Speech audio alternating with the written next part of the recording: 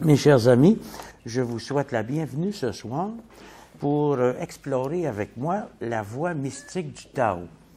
Ceux qui sont familiers avec mes œuvres écrites et qui m'entendent exposer ma philosophie d'une façon assez spectaculaire vont être étonnés de me trouver ce ton presque méditatif. À ses débuts, Maître Li Tzu aimait voyager. Wu Kie-Tzu lui dit « Yu Kie-Yu aime voyager. Que peut-on aimer dans le voyage ?»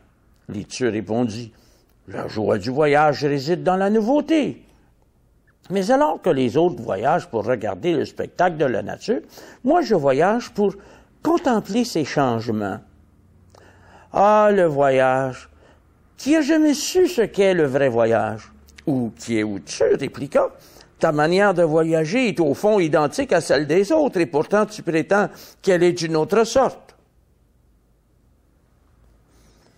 Alors, Maître Li Tzu répondit « Trouver la satisfaction dans son être propre, c'est l'aboutissement suprême du voyage. » C'est la raison pour laquelle il me semble important, pour comprendre le taoïsme, de beaucoup penser à vous. Non pas au premier niveau de l'expérience, où penser à soi constamment est un signe d'égoïsme, mais au second niveau de l'expérience, où penser à soi constamment est un signe de générosité envers soi-même. Mais pour pouvoir être généreux envers soi-même, il faut s'aimer incommensurablement. Il faut s'aimer avec la même passion que le chrétien le plus fervent, le plus passionné aime Dieu. Car il est Dieu celui qui se suffit intérieurement, qui n'a pas besoin des autres, et qui peut alors aller vers eux par plaisir.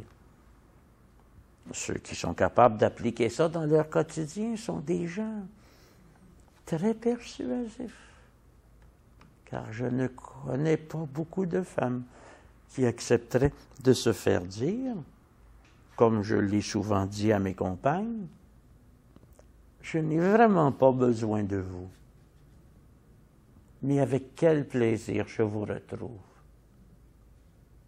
Aimer par besoin, n'est-il pas ce que tout le monde espère? Aimer pour être heureux.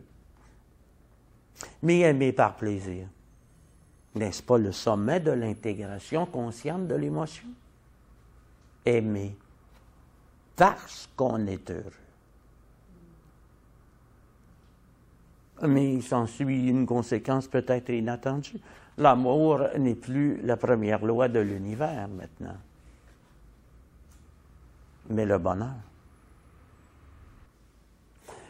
Je vous en prie, n'attendez pas le bonheur.